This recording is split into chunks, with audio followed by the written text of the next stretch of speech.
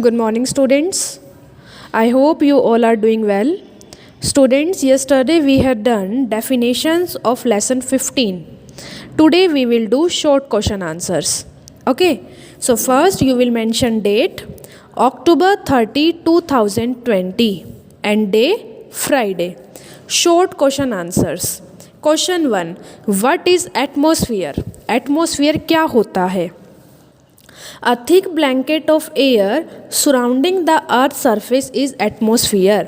Air का एक thick blanket मतलब एक बहुत मोटी सी परत, जितना मोटा कंबल होता है ना उतनी मोटी परत जो अर्थ के सरफेस के चारों ओर होती है, पृथ्वी के सरफेस के चारों ओर कवर्ड होता है। जो हमारा अर्थ का सरफेस होता है उसके चारों ओर एयर की एक मोटी परत होती है, एक मोटा कंबल होता है जिसे हम एटमॉस्फेयर कहते हैं। A thick blanket of air surrounding the earth surface is atmosphere. Question 2. What are the main constituents of air? Air के मेन कंस्टिट्यूएंट्स कौन से हैं? The main constituents of air are nitrogen, oxygen, carbon dioxide, argon, water vapour, other gases, जिसमें noble gases आती हैं। मतलब air में कौन कौन सी गैसेस प्रेजेंट होती है, ज़्यादा मात्रा में, ज़्यादा क्वांटिटी में कौन सी एयर प्रेजेंट होती है? Nitrogen, oxygen, carbon dioxide, argon, water vapour, other gases. Question 3. How do fish breathe? मछली कैसे सांस लेती है? Fish breathe through gills. मछली अपने गिल्स से सांस लेती है। ओके, मछलियों में गिल्स प्रेजेंट होते हैं जिनके थ्रू वो सांस लेती है। Fish breathe through gills. Question 4. Define air pollution. वायु प्रदूषण को डिफाइन करना है। The mixture of solid particles and gases in the air which are harmful to living beings is known as air pollution.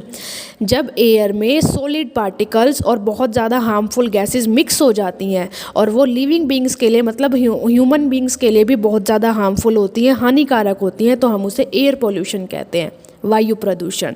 The mixture of solid particles and gases in the air which are harmful to living beings is known as air pollution. Write a short note on oxygen.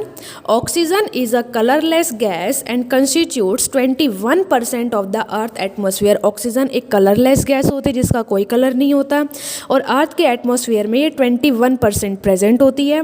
All living things need oxygen for respiration. सभी सजीव चीज़ों को oxygen की ज़रूरत होती है सांस लेने के लिए। Oxygen is also needed for combustion और बर्निंग, मतलब किसी चीज़ को जलाने के लिए, बर्निंग के लिए भी ऑक्सीजन ज़रूरी होती है। Aquatic animals also used oxygen that is dissolved in water for respiration. जो एक्वेटिक एनिमल्स होते हैं जो पानी में रहते हैं वो भी पानी के अंदर जो ऑक्सीजन मिक्स होती है उसका यूज़ करते हैं सांस लेने के लिए। Question 6. How do amphibians breathe? Amphibians like frog, crocodile, वो कैसे ब्रीथ करते हैं, कैसे सांस लेते हैं? Amphibians breathe through lungs and their skin. Amphibians में लंग्स प्रेजेंट होते हैं या फिर वो अपने स्किन के थ्रू सांस लेते हैं। Amphibians breathe through lungs and their skin. Question 7. How do aquatic plants breathe? Aquatic plant जो पानी के अंदर पौधे होते हैं वो कैसे सांस लेते हैं? Aquatic plants breathe through stomata. अब स्टोमेटा क्या होता है कि जो एक्वेटिक प्लांट्स होते हैं उनके लीफ के नीचे की तरफ मतलब इनर साइड में छोटे छोटे पोर्स प्रेजेंट होते हैं जिन्हें हम स्टोमेटा कहते हैं। तो एक्वेटिक प्लांट उन पोर्स के थ्रू, उस स्टोमेटा के थ्रू सांस लेते हैं। Aquatic plants breathe through stomata. Question 8. How do birds breathe? पक्षी कैसे सांस लेते हैं? Birds have a pair of lungs with air sacs through which they breathe. Birds में लंग्स होते हैं, एक पेयर ऑफ लंग्स होता है जिसमें एयर सैक्स प्रेजेंट होते हैं जिसके थ्रू वो सांस लेते हैं। Birds have a pair of lungs with air sacs through which they breathe. So students, your homework is do short question answers of lesson 15 in your fair notebook and your writing should be neat and clean. Thank you.